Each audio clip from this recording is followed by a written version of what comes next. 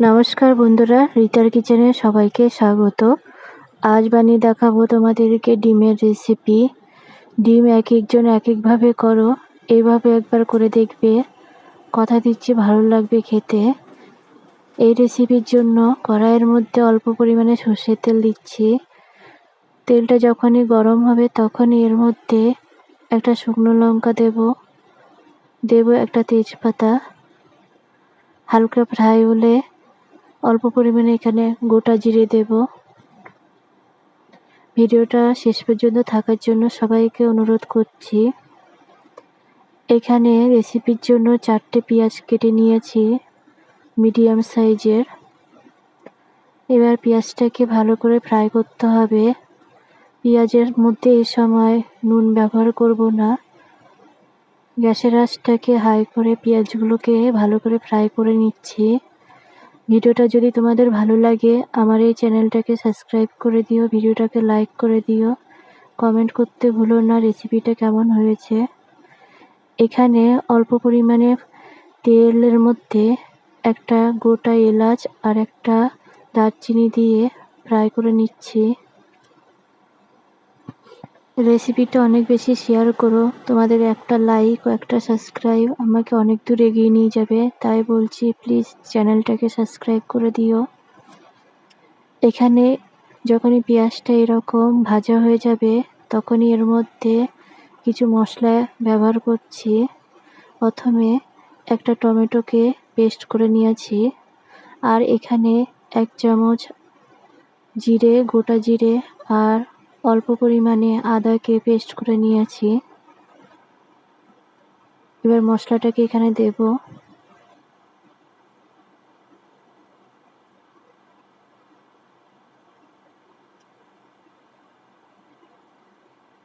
এই সময় মশলাটাকে ভালো করে কষিয়ে নিতে হবে। মশলাটা যতক্ষণ না কাঁচা ভাবটা যাবে ততক্ষণ মশলাটাকে কষিয়ে নিতে হবে। আর মশলা থেকে যখনই তেল বেরিয়ে আসবে তখনই এর মধ্যে দেব অল্প পরিমাণে নুন, অল্প পরিমাণে হলুদের গুঁড়ো দেব, আর সামান্য লঙ্কার গুঁড়ো দিচ্ছি। যারা গুঁড়ো লঙ্কা ব্যবহার করবে না তারা এখানে 2টো কাঁচা লঙ্কাকে আদার সাথে পেস্ট করে এখানে দিতে পারো।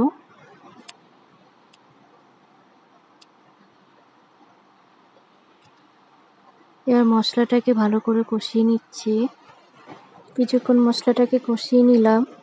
এই সময় এর মধ্যে 4টে কাজু আর 2টো কিশমিশ ব্যবহার করছি।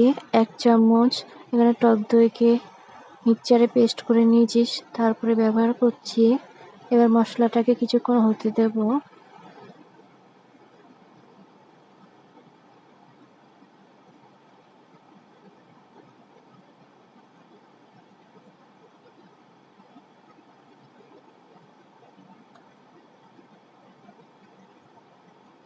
মশলাটা যখন এরকম হবে তখনই এর মধ্যে অল্প পরিমাণে এখানে জল ব্যবহার করছি। গ্রেভিটা বেশি রাখবো না, তাই জলের পরিমাণটা কমই দেব। গ্যাসের আঁচটাকে মিডিয়াম করে এই সময় মশলাটাকে হতে দেব।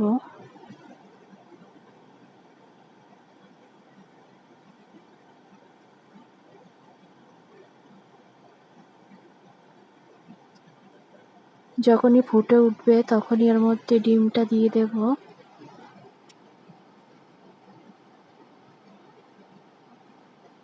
আরও 10 মিনিট ধরে হতে দেব।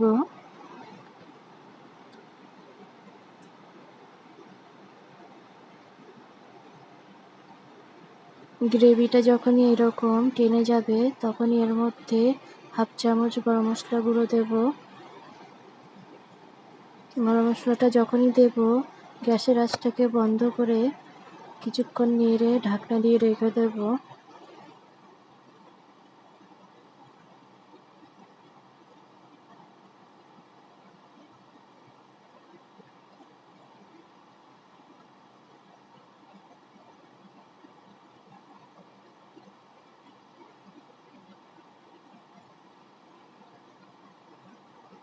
এবার নামিয়ে নেব। বেগুন কেমন হয়েছে রেসিপিটা দেখার জন্য অনেক ধন্যবাদ।